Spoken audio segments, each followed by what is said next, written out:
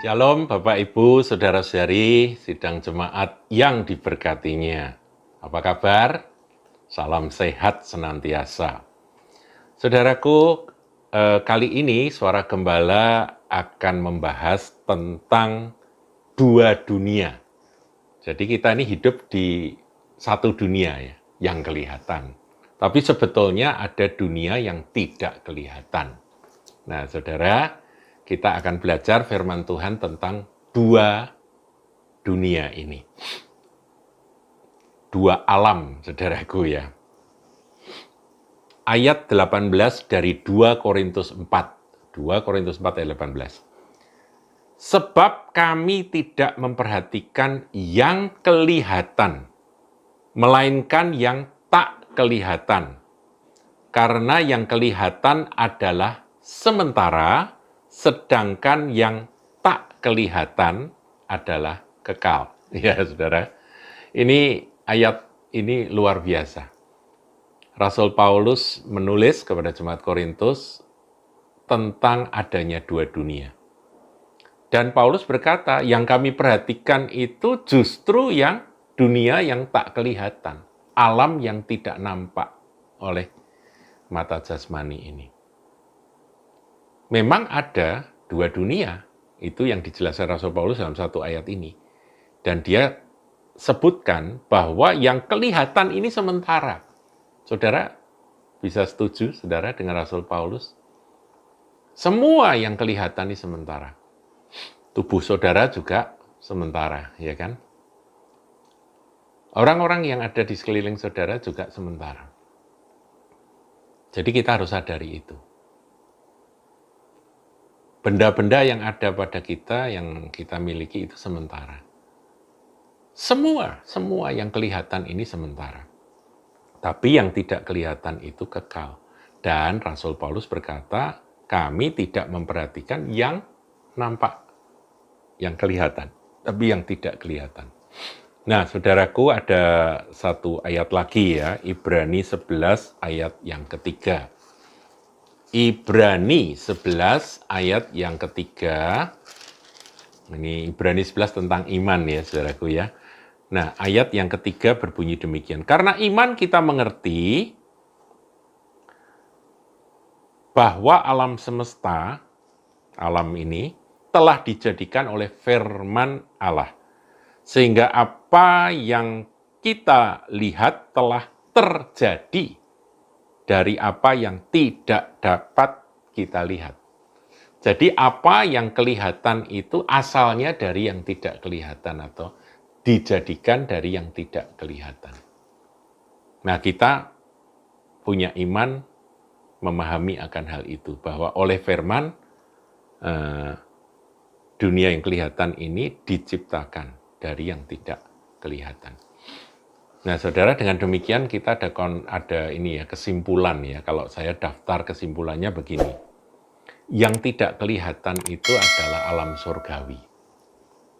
Alam surgawi yang sifatnya kekal. Yang tidak kelihatan ya, surgawi, kekal. Dan saudara harus tahu, tak terbatas. Ini penting untuk disadari. Alam yang tidak kelihatan itu alam surgawi, di mana Tuhan kita berada, para malaikat berada, dan nanti kita akan berada di sana selama-lamanya.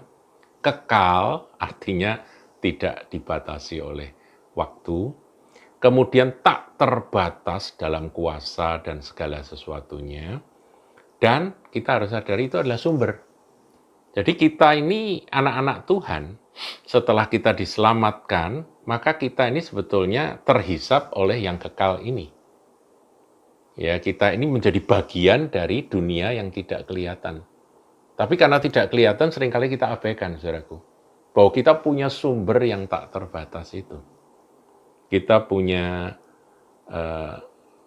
tempat atau tempat tinggal yang kekal selama-lamanya. Itu kita kadang-kadang lupa.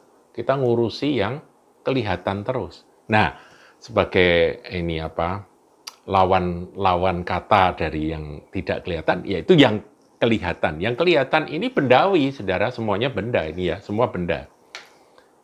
Bukan surgawi. Kemudian yang kedua sementara, tadi dikatakan ya, Rasul Paulus katakan sementara. Kemudian yang sementara itu terbatas, saudara. Terbatas. Kekuatan saya terbatas, sumber daya saya terbatas, gitu. Tapi kalau yang kekal itu unlimited, saudara. Nah, kemudian yang ada ini, menurut Ibrani tadi, Ibrani 11 ayat 3, ini adalah hasil dari yang dari sono. Kalau nggak ada yang tak kelihatan, maka yang kelihatan ini nggak pernah ada. Nah, dari pemahaman itu, saudaraku, pemahaman tentang dua dunia ini, maka kita ini menjadi orang-orang yang paling bahagia di dunia. Menjadi anak Allah, menjadi anak Tuhan, menjadi milik Kristus, itu artinya saudara menjadi pewaris dari alam yang tidak nampak itu. Yaitu saudara menjadi pewaris dari kerajaan sorga, yang surgawi. Kemudian saudara punya hidup yang kekal. Kita juga punya hal-hal yang tak terbatas, yang merupakan sumber yang unlimited, saudaraku. Wow, bukankah itu menyukakan hati kita? Contoh, saudaraku, Tuhan Yesus ya. Ini cepat saja contohnya saya bagikan tentang Tuhan Yesus. Kita sudah belajar ya bahwa Tuhan Yesus itu adalah manusia seutuhnya atau 100% human, manusia. Tetapi dia juga 100% ilahi. Jadi sebagai manusia dia bisa menjadi contoh bagi kita.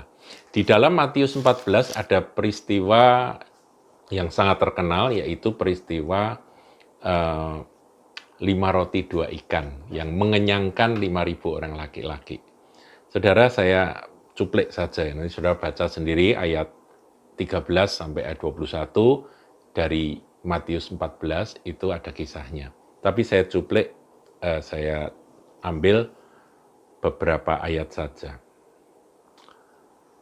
Ayat 16. Tetapi Yesus berkata kepada mereka, tidak perlu mereka pergi, kamu harus memberi mereka makan. Saya masih ingat ya bahwa kita ini yang harus memberi mereka makan.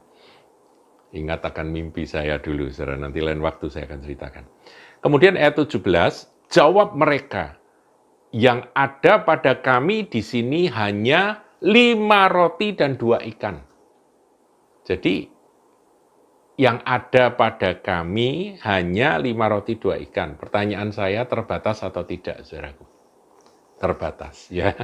Dan juga tidak kekal. Karena apa? Roti itu bisa busuk, saudaraku, bisa rusak, ya. Kalau dimakan bisa habis.